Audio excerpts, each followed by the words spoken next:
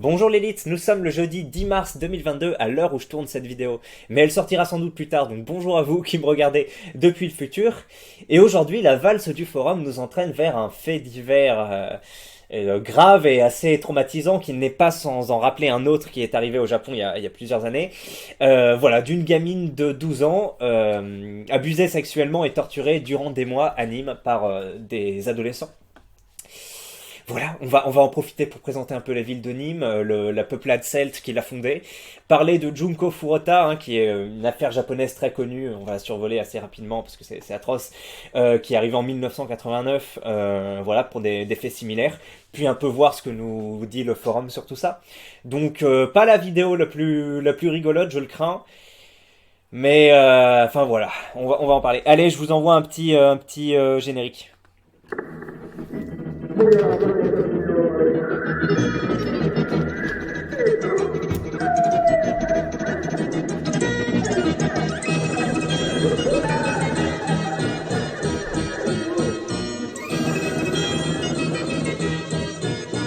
forum normaux avec des gens normaux. Hop. Alors, en petite introduction, donc le fait divers se passe à Nîmes. Alors, je sais plus dans quel quartier. Attends, un moment ils l'ont dit le quartier. On verra. Mais en tout cas, ça se passe à Nîmes et qui est une ville dont on a relativement peu l'occasion de parler, je trouve. En tout cas, moi, c'est la première fois que j'en parle dans cette chaîne. Donc, on va en parler. Moi, la seule fois où j'en ai entendu parler, c'est un oncle qui est passé par une loi qui lui permet de payer moins d'impôts sur les achats immobiliers, je crois, mais du coup, il s'est fait baiser. Il a acheté un appartement à Nîmes, mais apparemment, la ville subirait un enrichissement culturel récemment. Donc, enrichissement culturel, si vous ne voyez pas à quoi ça correspond, c'est le contraire de l'embourgeoisement. En gros, l'embourgeoisement, c'est au départ des quartiers comme le 18e arrondissement de Paris, qui est assez connu, ou d'autres quartiers à New York ou autres, où au départ, c'est plutôt, voilà, malfamé, hein, prolétaires, de la violence, etc. Et tu as des bourgeois bohèmes, on pourrait dire bobos, qui viennent s'installer, et au fur et à mesure, en fait, qu'ils viennent, il y a des comment ça s'appelle, des commerces un peu qui visent ce microcosme qui fleurissent, le prix des loyers augmente et tu as de plus en plus de ces bourgeois qui s'installent là, et au final le quartier qui pouvait être autrefois malfamé ou prolétaire devient un quartier où il fait mieux vivre, hein, où il y a une dynamique sociale, mais où les prix augmentent et où du coup les gens qui étaient historiquement là doivent partir, et puis ça devient un peu un truc de riche, quoi. Et ça c'est l'embourgeoisement.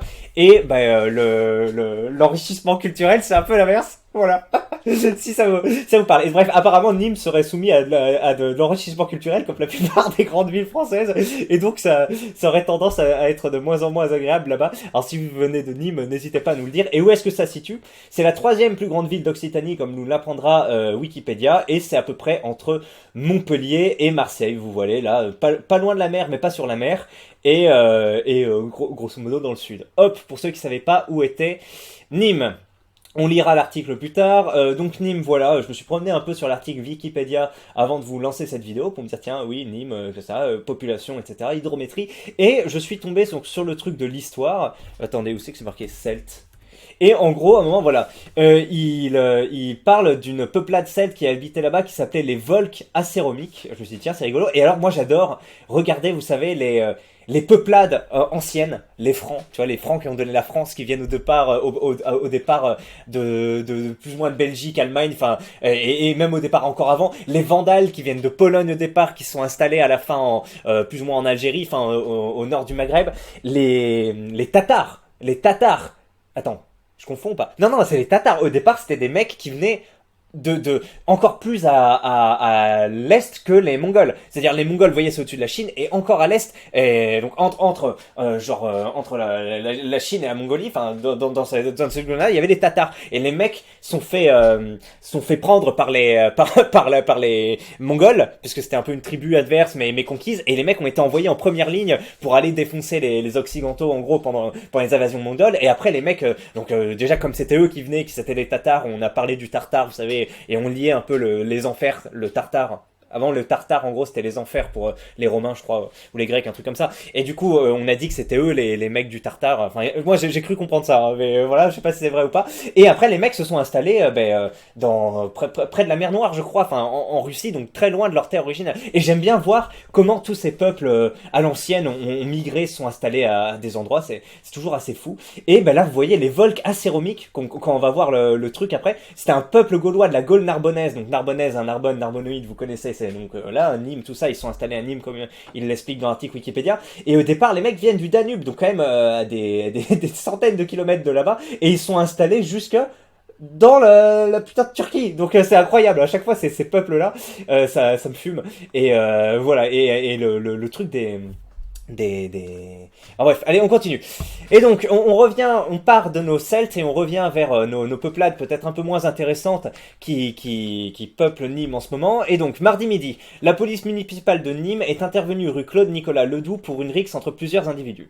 Sur place, les forces de l'ordre ont mis fin à la bagarre générale, merci à eux. En séparant les jeunes, ils ont découvert une fillette de 12 ans un peu à l'écart. Elle avait le visage tuméfié et déformé par les coups. Dans le même temps, les policiers ont interpellé et placé en garde à vue les participants à cette rixe. Les participants de cette rixe, non. 4 mineurs, donc 2 adolescentes de 14 ans connus des services de police. Tiens donc. La victime a été transportée à l'hôpital. En octobre dernier, cette adolescente de 12 ans a fui le foyer où elle résidait. Dans sa fugue, elle a été enlevée puis séquestrée et ligotée durant des mois dans une cave où elle a été violemment frappée, voire torturée. Elle était régulièrement violée par ses ravisseurs. Donc 12 ans, voilà. Frappée, enfin bref, vous avez compris ce que j'ai lu. Elle a été contrainte de se prostituer et d'enchaîner les passes. Certains clients mécontents l'ont passée à tabac. Elle est blessée de la tête aux pieds. Elle va rester plus d'une semaine à l'hôpital, a souligné une source judiciaire. Elle a été attachée et frappée, fracassée dans une cave de la ZUP, a déclaré un autre témoin. D'autres suspects auraient été interpellés un peu plus tard dans la journée. L'enquête se poursuit. Nous avons enfin notre Junko Furuta national et c'est une fierté française, nous met ce sticker de Jujubee. Alors oui, il y a beaucoup de second degré là-dedans, et enfin, quoique ça peut être du second degré, ça peut être vrai, enfin, parce que quand on est sur le forum, beaucoup on a une réalité perçue un peu différente de ce qui impacterait normalement un être humain normalement fonctionnel dans cette société. Et donc, est-ce que vous savez ce que c'est que Junko Furuta? Non, ben je vous en profite pour vous la présenter via l'article Wikipédia. Donc c'est grosso modo la même chose, mais en pire parce que c'était un gang japonais. Et enfin, en fait, je sais pas le détail des tortures qu'elle a subies, la petite, parce que Junko était plus âgée, 17 ans, enfin, je sais pas si ça change quelque chose, mais enfin, il y a des histoires de lampes. Enfin, vous voyez des lampes là, des ampoules plutôt chauffées qu'on lui rentrait à des endroits intimes du corps. Enfin, putain, je sais pas. On va lire ça rapidement, mais c'est voilà, on se branle souvent, hein, moi le premier sur alors la phrase est bizarre, mais non, mais je veux dire sur le fait que les populations asiatiques sont moins violentes, créent moins de bordel que les autres. Hein. Cro-Blanc, moi, on est souvent un peu voilà dit l'immigration asiatique, y a pas de problème, etc. Et il y a plein de causes à ça, hein, le niveau social, la culture d'origine, peut-être le QI, enfin il y a plein de trucs. Mais enfin, faut pas oublier que les Japonais, quand même, voilà, petits articles sur Nankin ou même les nazis. Enfin, les nazis ont protégé. Je crois que c'est Pazan qui a fait une vidéo là-dessus. Les nazis protégeaient des populations chinoises et ont fait des rapports glaçants sur non, on peut pas s'allier avec les Japonais. Ils sont vraiment tarés. Ils font des sévices qui viendraient pas à l'esprit, tu vois. Et donc, enfin, voilà, quand t'as des nazis qui disent qui disent de leur supposée alliance que non, faut pas faire, c'est qu'il y a quelque chose. Et donc oui, les Japonais. Mais enfin au Cambodge aussi avec les Khmers rouges il y a eu des trucs de tarés. En Indonésie c'est moins connu mais il y a des trucs. Aux Philippines aussi. Enfin voilà hein, c'est donc on peut un peu bander sur l'Asie sur le fait qu'il serait moins violent mais il y a quand même il y a quand même des choses assez graves. Et bref bien sûr comme partout mais je veux juste dire faut parfois on idéalise un peu. D'ailleurs, dans la préfecture de Saitama, tiens, ça me rappelle One Punch Man. Et donc, en gros, voilà, mais je vais vous pas lire le truc, juste pour vous dire voilà que c'est connu parce que les mecs, ils étaient plusieurs dizaines à l'avoir, personne n'a ébruité le truc, à l'avoir violemment. Je vous mets le lien, enfin, je vous mets pas le lien, vous irez chercher Junko Furuta si ça vous intéresse. Bon, voilà, c'est un truc très grave qui s'est passé au Japon et qui évoque cette histoire. Continuons. Beta ou Alpha nous dit bordel de merde ces animaux. les animaux ne font pas ça, un peu de respect pour la faune. Effectivement, on est, enfin, vous avez bien vu là, une fille de 12 ans. Enfin bon, après, nous, dans notre culture française, depuis quelques dizaines d'années, j'imagine qu'au Moyen Âge c'était peut-être un peu différent, mais oui, on ne reconnaît pas la nubilité, je crois que c'est le terme, hein, donc le fait qu'une femme peut avoir des relations sexuelles au calme, etc. À partir de 12 ans, non, ça choque quand même encore une majeure partie de la population. Enfin, je suis en train de changer, mais pour l'instant ça va, on tient bon là-dessus. Qu'est-ce que je veux dire? On a quand même quelques vergognes, voilà, au niveau de la prostitution et le fait de prostituer des gens contre leur gré. Et donc en fait, le fait de prostituer contre leur gré et d'avoir en plus une fille non nubile, ça fait un moment un petit cocktail où on se dit non, il y a quelque chose qui déconne. Mais apparemment, il y a certaines populations en France, je voudrais bien voir si elles sont identifiées, qui considèrent ça comme voilà, comme acceptable puisqu'ils sont plusieurs à le faire de se lancer dans ce trafic, voilà.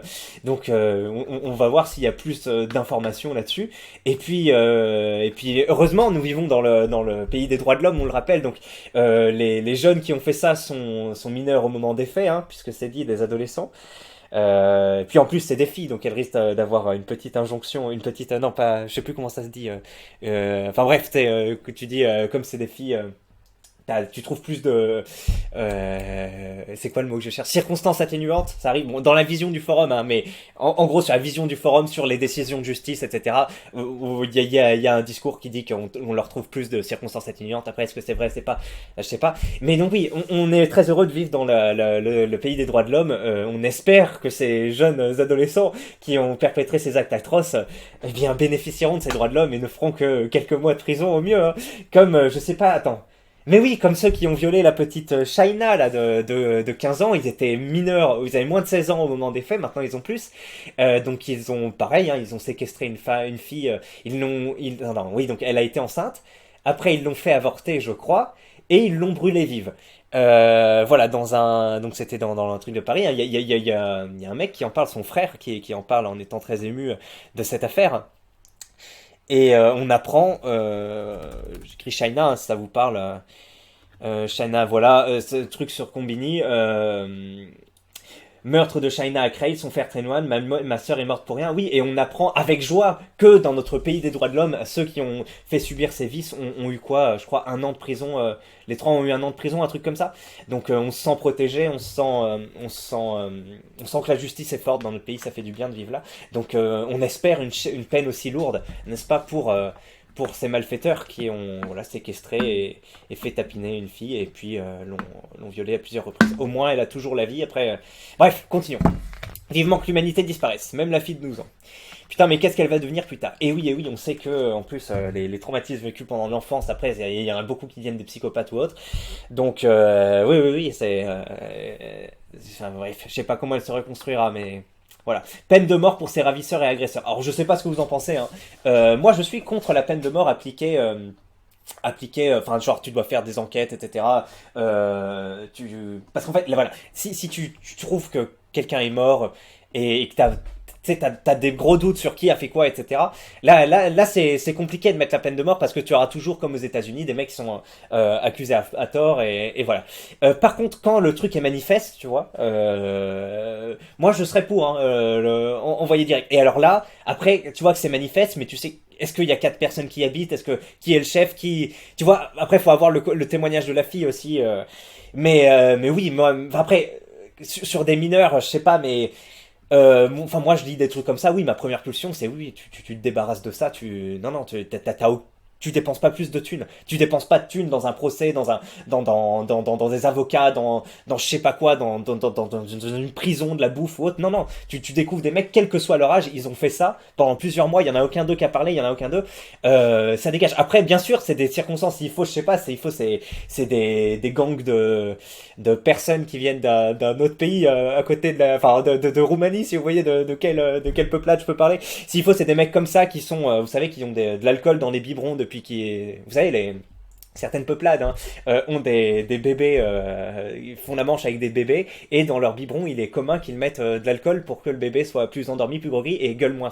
Donc déjà, les mecs développent un cerveau atrophié. En plus, leurs parents ont été plus ou moins élevés comme ça, donc ont déjà des cerveaux atrophiés, donc ça fait des trucs pas incroyables. Ensuite, ils sont sous domination psychologique de leur gang, ça c'est assez incroyable. Et derrière, ils ont rien, ils ont pas de papier, ils ont pas de trucs, ils peuvent absolument pas s'échapper. Et puis ils sont voilà contrôlés comme dans Game of Thrones avec comment il s'appelle le gars qui torture Théon. Enfin, on voit bien l'emprise psychologique qu'il peut avoir. Donc s'il faut, c'est des mecs issus de ce truc-là, donc ils ont pas vraiment leur mot à dire, et puis même ils ont pas les mêmes référentiels de valeur que nous, donc tu te dis tu vois, bon, c'est pour ça que oui, le fait de recourir à peut-être un procès, tout ça te fait un peu tempérer cette vision. Mais enfin moi vraiment quand je vois ça, quand je vois que c'est des gamins qui ont fait ça, je me dis mais non, mais enfin, j'en ai rien à foutre de leur âge ou autre, je veux juste que ça dégage. Soit que ça dégage et qu'ils reviennent jamais en France, et s'ils reviennent, c'est peine de mort directe, soit on les détruit direct. Mais ça, c'est ma première réaction. Et oui, c'est bien d'expulser des gens, de les bannir à vie, mais qu'est-ce qu'on fait s'ils reviennent? À un moment, faut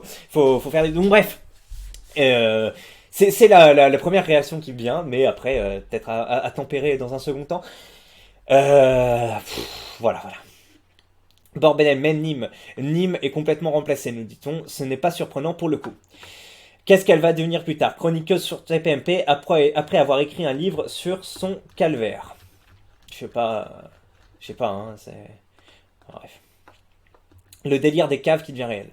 Et il y a encore des gauchistes contre la peine de mort. Ouais, ben, les foyers, c'est pas ce qu'il y a de mieux. Gare aux ravisseurs. Ah oui, ben, on va lire un peu l'article plus précisément.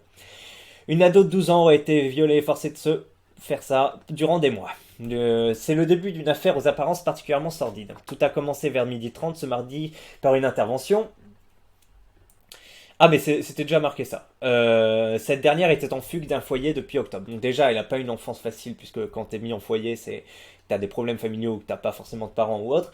Et à côté, ouais, derrière ça, quand elle s'enfuit, elle tombe de Caribe dans ce style-là, comme on dit, hein. Et encore, c'est pas forcément Caribe, le foyer, on sait que c'est difficile, mais c'est pas non plus l'enfer sur Terre. Ça dépend, hein, si t'as des jeunes particulièrement chiants avec toi, des petits salauds, harceleurs, tortureurs, déjà, mais que tu t'enfuis, mais que tu. Là, c'est l'expression de tomber de Karim en là, tomber d'un truc qui est déjà très compliqué dans un truc encore pire. Voilà, c'est ça, donc bon. Dans le doute, tu passes toute la zone au napalm. Faut vraiment remettre la peine de mort, je suis totalement sérieux. Ouais, ouais, ouais, moi aussi, quand on regarde ça et qu'on raisonne, enfin qu'on raisonne, qu'on est dicté par nos émotions, c'est en effet ce qui vient, c'est se dire non, non, non, on veut pas avoir à se poser la question, oui, mais non, non, c'est bon, t'as fait ça, tu te dégages et on te supprime l'existence et tout. Je suis d'accord, hein, c'est aussi ce qui me dit, j'ai pas envie de dépenser de l'énergie, de passer que nos impôts servent à payer leur défense ou je sais pas quoi. Non, non, je suis d'accord, mais. Alors, bordel, je comprends pas. Parfois, on voit à la télé des alertes de disparition et parfois il y a ce genre d'affaires qui apparaît et on se demande pourquoi tout le monde s'en branlait. Le nombre de personnes qui doivent disparaître mystérieusement pour finir torturées et esclaves pendant des décennies qui sont en ce moment même partout dans le monde dans des caves, ça me terrifie. Ouais.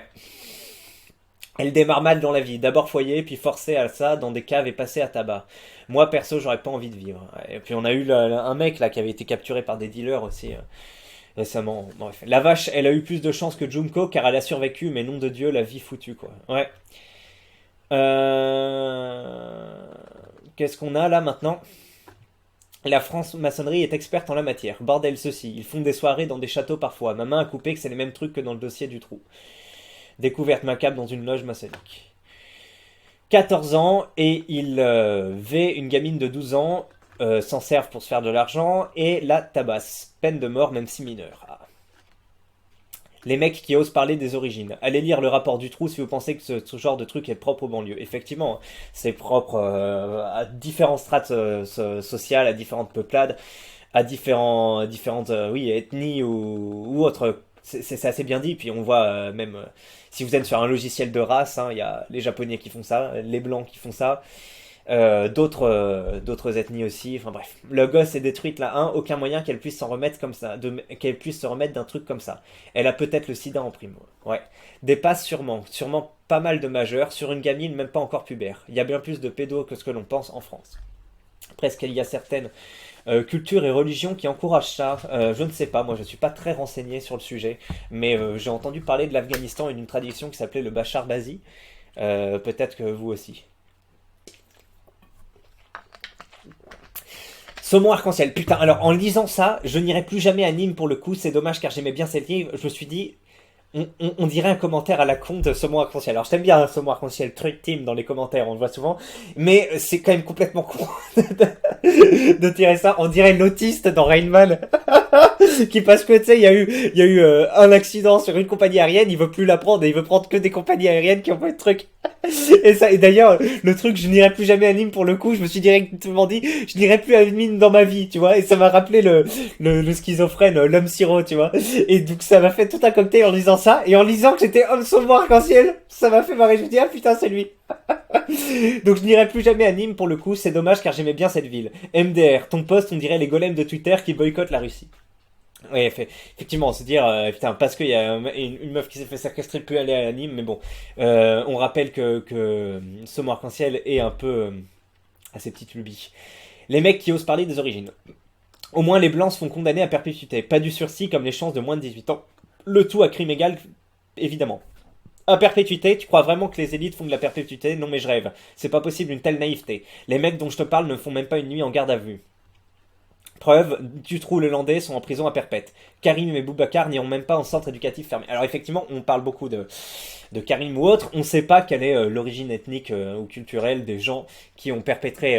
Voilà, est-ce qu'ils ont un prénom issu du calendrier chrétien, coranique? On ne sait pas. Je crois hein, que l'information n'a pas été donnée.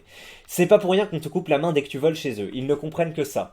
Le laxisme gauchiste n'est pas adapté à ces civilisations d'un autre âge. Ils ne comprennent que la violence et la terreur.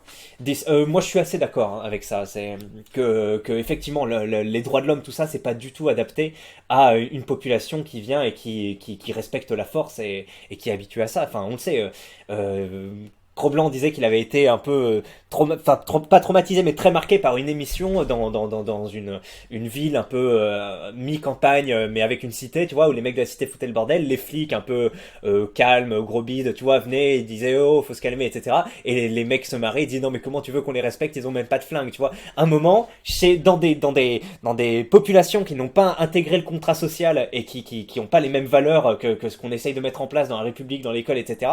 C'est la force qui marche. Et c'est ce qui est adapté, ce qui est utilisé dans leur pays, c'est ce qui marche relativement. Et une fois que c'est ici, ça n'a aucun sens. Enfin, je veux dire, arrêter 3 fois dans la même journée des meufs qui volent des gens dans les transports en commun et les revoir le lendemain parce que tu peux pas les expulser, tu peux rien faire. Enfin, tu te dis, mais tu marches sur la tête. Et d'avoir des conducteurs de métro qui disent attention, des pickpockets sont rentrés dans ton truc. Enfin, tu te dis, mais attends, mais ça c'est un truc tout le monde le sait, tout le monde le dit. Papacito le dit depuis 2018, puis j'ai plein de gens avec qui j'ai entendu parler, avec qui j'ai discuté en état. Mais on se dit, mais attends. Puissance nucléaire, 6ème économie mondiale, et tu te retrouves avec ce genre de paradoxe fou où en plein cœur de ta capitale culturelle touristique, t'as des touristes chinois comme ça qui peuvent se faire voler par des chances ou par ces réseaux dans toute impunité, et tu peux rien faire, tu peux les choper 3 fois, les meufs les meufs ou les mecs sont comment ça s'appelle insolents avec les flics, etc. Et tu dis mais non mais on marche sur la tête, c'est pas possible à un moment. Mais oui, mais voilà, droits de l'homme, etc. Et puis t'en arrives à un petit niveau de violence et tout. Et c'est pas les mecs qui vivent dans les beaux quartiers, qui veulent se branler sur ces valeurs, qui en payent le prix, bien sûr. De quel client il parle? Qui baiserait une gamine de 12 ans contre rémunération? Je dirais facilement 20% des clients habituels de la paix et au moins 8% des hommes au général. Merci pour cette analyse statistique de notre volet. Statistique tirée uniquement de mon cul. Bon, ça me fait marrer, merci. Merci pour... Mais oui, en fait, moi aussi, je dirais que ça me semble assez pertinent comme recherche de chiffres.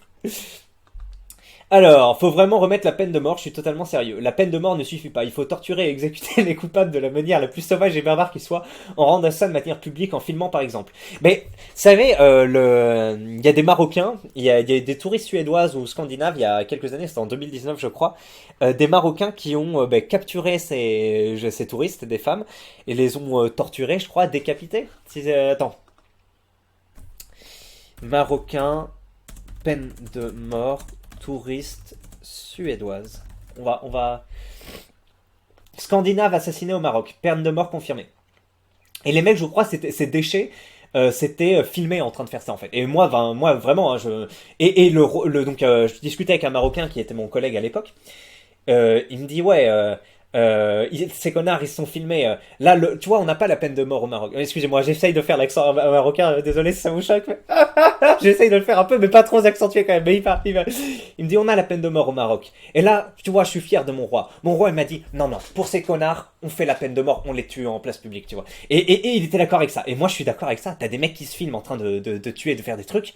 Après, ça arrive pas tous les jours. Hein. C'est pour ça que je dis peine de mort quand il n'y a pas besoin de mettre en branle tout un système parce qu'on sait que ça coûte plus d'argent au final, tu vois. Mais dans ces cas-là où c'est manifeste, où t'as pas de thunes à employer, t'as le président qui dit non, non, mais c'est bon. Enfin, moi après vous pouvez trouver ça que c'est une coutume derrière. Moi, je trouve que c'est plutôt pas mal de dire voilà le mec, ok, on n'a pas la peine de mort parce que pour 90% des cas c'est trop coûteux, c'est trop nanana. Mais là, non, non, on va pas s'emmerder, on les tue et c'est terminé. Et je trouve ça plutôt sain comme démarche. Et voilà. Non, non, on n'est même plus dans le est-ce que c'est dissuasif pour les gens, etc. Non, non, c'est juste, on va pas mettre plus d'efforts dans ces personnes.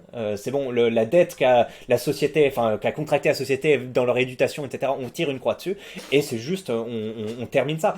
Tant pis si, enfin, il y a même plus, c'est même pas une question de est-ce que ça, tu vois, est-ce que ça dissuade ou autre. Non, non, c'est juste action-réaction, c'est bon. De manière à créer un effet dissuasif. Ah voilà, lui derrière il est dissuasif, il dit il a été prouvé que c'est la probabilité de se faire choper qui impacte le plus le taux de criminalité, pas la sévérité des peines infligées. Et hors de question de torturer quelqu'un au nom de la justice, il faudrait travailler. Alors je suis d'accord aussi, hein, au niveau de la torture, non, non, c'est pas assez. Moi je dis juste la prison, les peines de trucs, etc. Ça sert à quoi? Ça sert à protéger tout simplement la population. Moi, le but, c'est de protéger la population, c'est pas de se venger. Et effectivement, quand t'as des mecs nuisibles comme ça, et tu sais qu'ils ont fait ça depuis qu'ils sont jeunes, donc, pour moi, il n'y a pas de truc, tu peux pas revenir en arrière. Les mecs qui ont été comme ça jeunes, on sait qu'ils sont forgés autour de cette absence de morale et enfin voyez ce que je veux dire et là, c'est bon, la graine est pourrie, maintenant tu t'en débarrasses. Moi, je doute de la fiabilité des études dont tu parles. Les flics font en général du très bon boulot dans ces affaires et se retrouvent dans l'immense majorité des cas les coupables.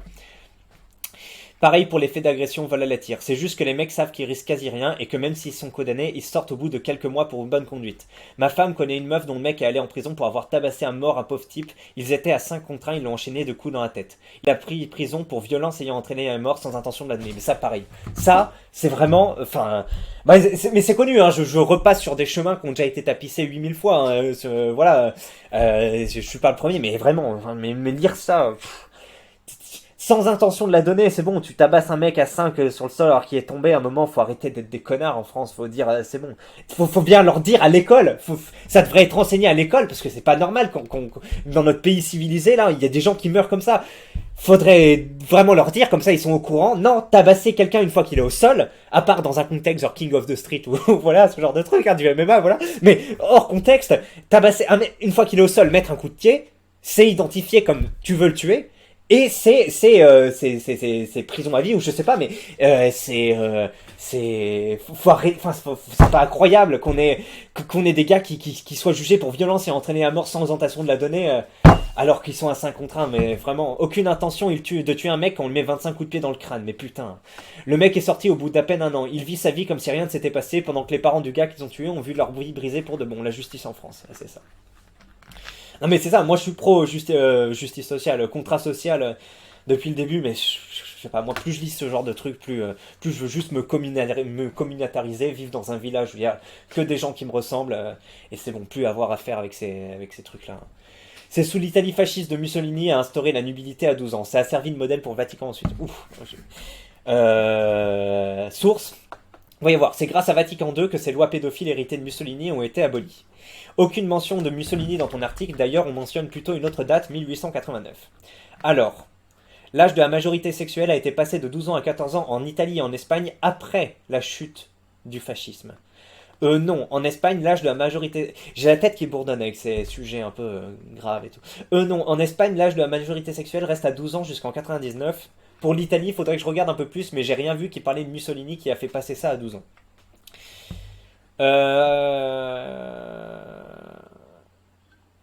Maintenant, sous l'influence de la propagande marxiste, dans quoi marxiste, elle cherche à faire carrière, ce serait... Déjà, faire carrière et marxiste, c'est un peu antinomique, hein, mais si tu veux, ce qui provoque un effondrement de la natalité et donc du peuple en général. Ok, on va un peu loin, mais ça peut être intéressant.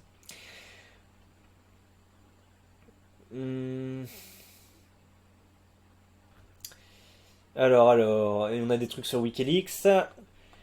Alors, topic. Une banque de jeunes séquestre une gamine dans une cave. Les soumis, c'est la faute du fascisme et du christianisme. Oui, bon, non, non, il y a de ça dans beaucoup d'ethnies, beaucoup de cultures, et c'est pas... alors, peut-être qu'au microcosme français, ça peut être dû à ça, mais il y a des causes un peu plus...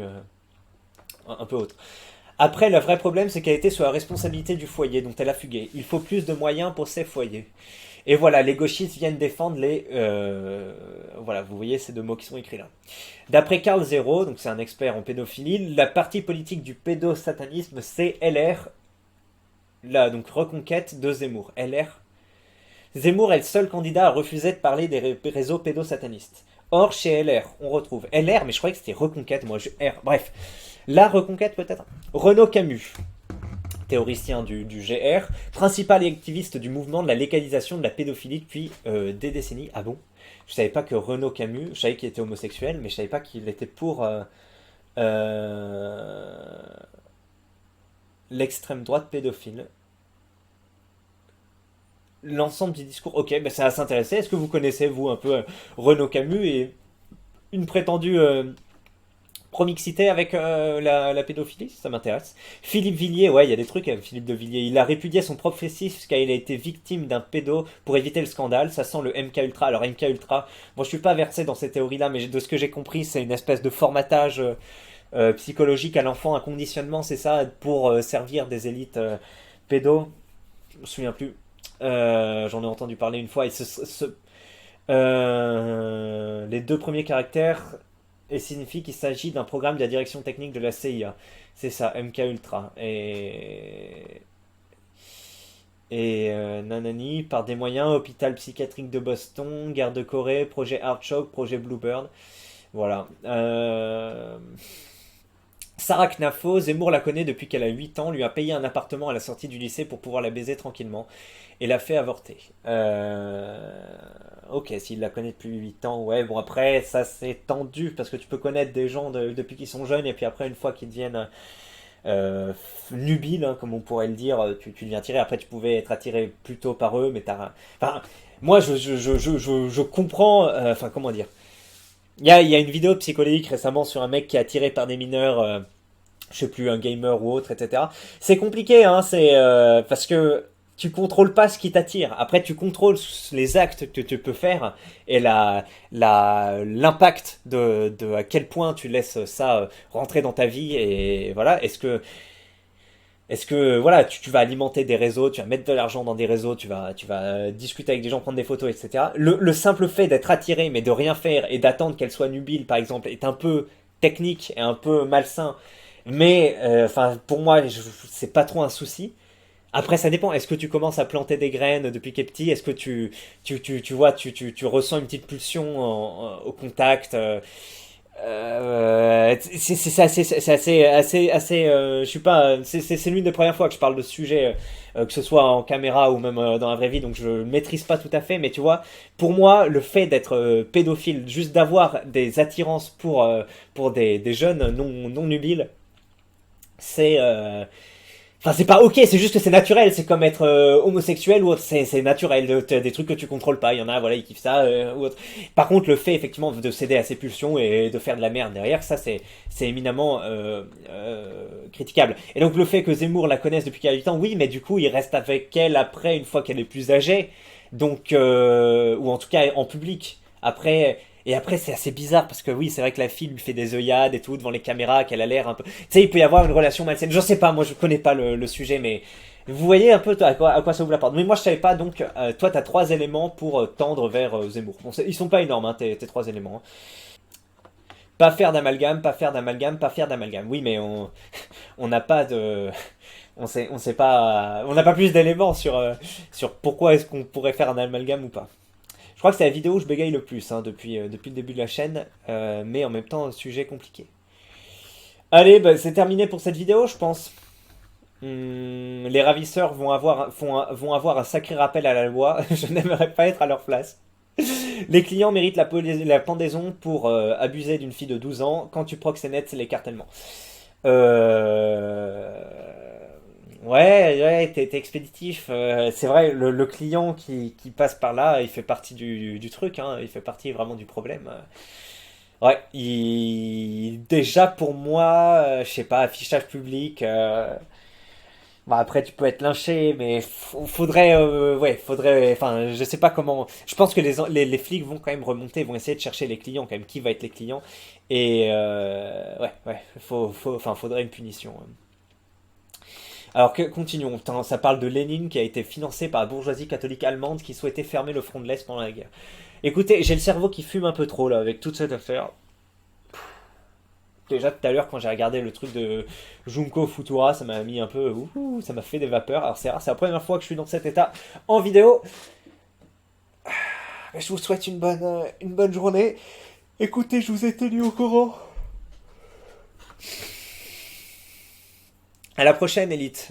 On se retrouvera pour une vidéo peut-être un peu plus sympathique. Allez, à plus.